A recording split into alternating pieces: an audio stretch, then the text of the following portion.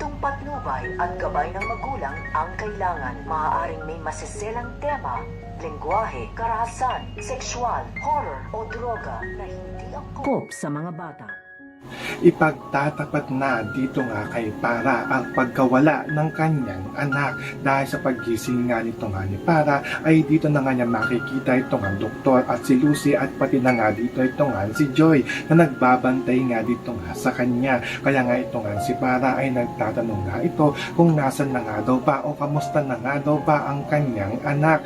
So ito nga doktor at ito nga si Lucy ay nagkatinginan nga dito. So ito naman si Lucy ay nagpapaliwanag na nga ito dito nga kay Para na magpahinga nga daw muna ito upang makalabas na nga rin daw sa kaagad dito nga sa ospital. Kaya paulit-ulit nga dito ang pagtatanong nito nga ni Para kung kamusta na nga daw ba ito nga daw kanyang anak, hanggang sa dumating na nga dito ito nga si Darius at ito na nga si Darius ang magsasabi ng masamang balita dito nga kay Para at lumabas na nga dito ito nga doktor si Joyce at ito nga si Lucy at iniwan na nga nila dito ito nga si Darius na kinakausap ito nga si Para. Dahil ito nga si Para ay nagwawala na nga ito. So makakaabangan nga natin dito ang pagtatapat na gagawin ito nga ni Darius dito nga kay Para na ito ang kanilang anak ay wala na nga ito. Yan ang ating mga makakatutukan at makakaabangan dito nga lang sa Stolen Live.